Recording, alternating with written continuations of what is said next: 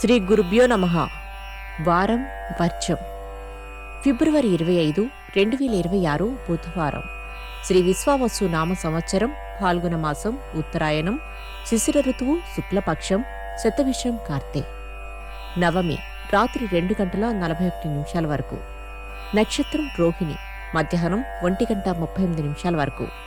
వర్జం సాయంత్రం 6:54 నుండి 8:24 వరకు. దుర్ముహూర్తం ఉదయం 11:58 నుండి మధ్యాహ్నం 12:45 వరకు. రాహుకాలం మధ్యాహ్నం 12 గంటల నుండి 1:30 వరకు. ద్వాదశ రాశుల వారు ఈరోజు చేసుకోవాల్సిన పూజలు. జిల్లేడు గణపతి స్వామివారికి గంధాన్ని అలంకరించండి. ద్వాదశ రాశులు. మేషరాశి. గృహములోని ఖర్చులను తగ్గించుటకు చేసే యత్నాలు అనుకూలించవు. మిత్రులను కలుస్తారు, శుభవార్తలు అందుకుంటారు. వృషభ రాశి. మీతో విభేదించిన సోదర సోదరి వర్గీయుల నుండి, సన్నిహితుల నుండి వినూత్న రీతిలో రాజీయత్నములు వస్తాయి. మిథున రాశి.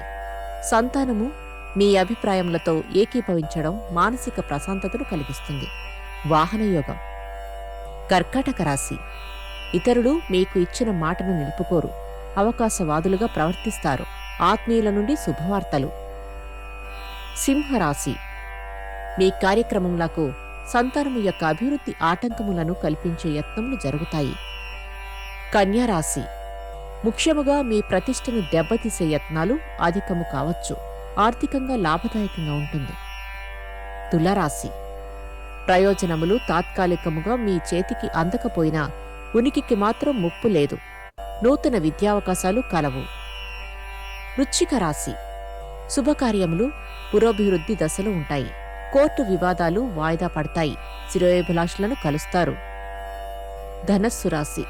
విద్యా వాణిజ్య రంగములో, ఆర్థిక విషయములలో ప్రోత్సాహకర వాతావరణం సమకూరుతుంది. మకర రాశి. విరాళములు, చందాలు, రుణములు వీటి విషయములలో ఒత్తిడి రావచ్చు. కొనుగోళ్ల విషయంలో జాగ్రత్త.